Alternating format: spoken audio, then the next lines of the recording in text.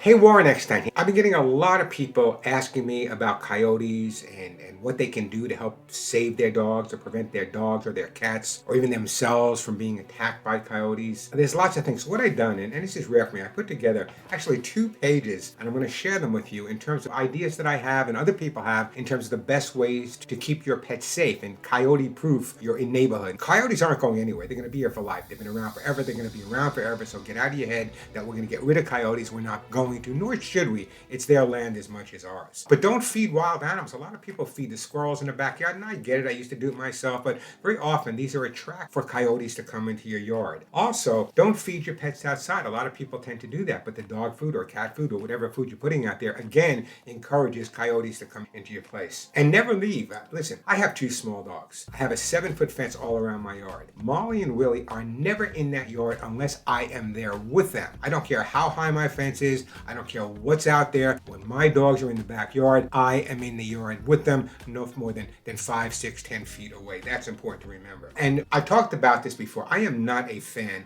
of retractable leashes. You don't have that same control over your dog, and a coyote can come. If you're taking your dog for a walk, I really do prefer you use a regular 6-foot leash. It's much, much safer. And don't walk your pets at night or twilight if you can avoid it. I know it's often hard to do, but if you don't have to walk your dogs like in the morning when the sun's coming up or twilight, that's probably when coyotes are most active. I know that's when I see them around my neighborhood. It's usually that time of day. And coyotes, they've been around people for a while, so they don't have this tremendous fear. I don't consider them aggressive towards people, but very often they'll just stand there. I posted a picture the other day. I walked by a coyote that was sleeping. He lifted his head, put it back down, and went back to sleep. So something to take care of with that. Now, there's a lot of things you can do also to help prevent this. Number one, breeding season. Know when the breeding seasons are. When they're breeding, they're going to be a lot more protective, a lot more possessive. Now, there are things like anti-coyote jackets, and it's like a jacket with spikes on it, and I guess they do work. If you want to go that far, they are available. And remove stuff from your backyard that may be attractive. Fallen fruit on the ground, and clean your grills. Dirty grills can get them to come in as well. And trim your trees and your bushes. Coyotes love to hide, so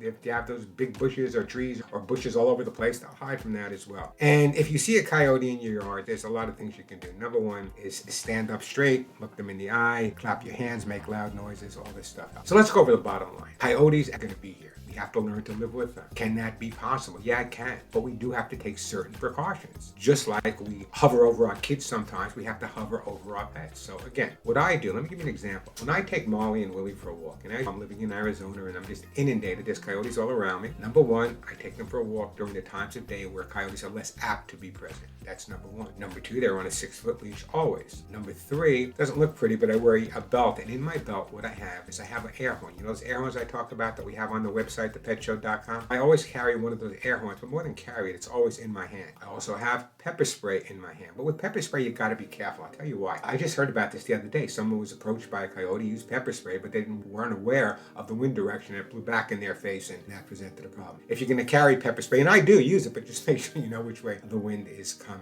It's so important. I get these calls all the time, and it breaks my heart and it fills my eyes with tears when someone says, my dog or my cat was grabbed by a coyote. Let's face it, accidents do happen, but it's important for us as good parents, pet parents, to make sure we do everything possible to keep our dogs and our cats safe. If you have a cat and you live in a coyote area, why is your cat outside? Why? Tell me why. You love your cat. Keep the cat inside. I know what you're saying, but they love I love the outside too. But teach your cat to walk on a leash and harness. I talk about that in my book, How to Get Your Cat to Do What You Want. There's videos on it. Or build an enclosure. You can go online, Amazon, Home Depot. They sell enclosures, safe enclosures for your cat as well. For dogs, they have those rollers that you put on top of your fence. I don't know if you heard about these, but they're called coyote rollers. They go on top of the fence, which can really deter the coyote from getting over it. Is it 100%? Absolutely not. Let me say this one time. Coyotes know what they're doing. You can be out there in the backyard with your dog. You take your mind off it 1 second, and you know what? That's all it takes. So please be cautious. We want the coyotes to survive. Let them survive on what they normally survive, and there's plenty of food sources for them out there. But don't provide more. In my neighborhood, actually,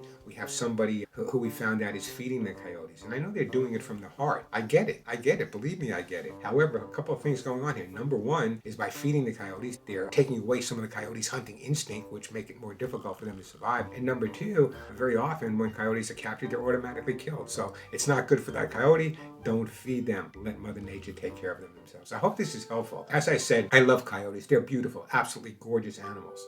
But we can live with them, and the way to do that is just be really cautious with our pets. Always carry the air horn, 6-foot leash. That's really important stuff. And let's keep our pets safe. Let the coyote survive at the same time.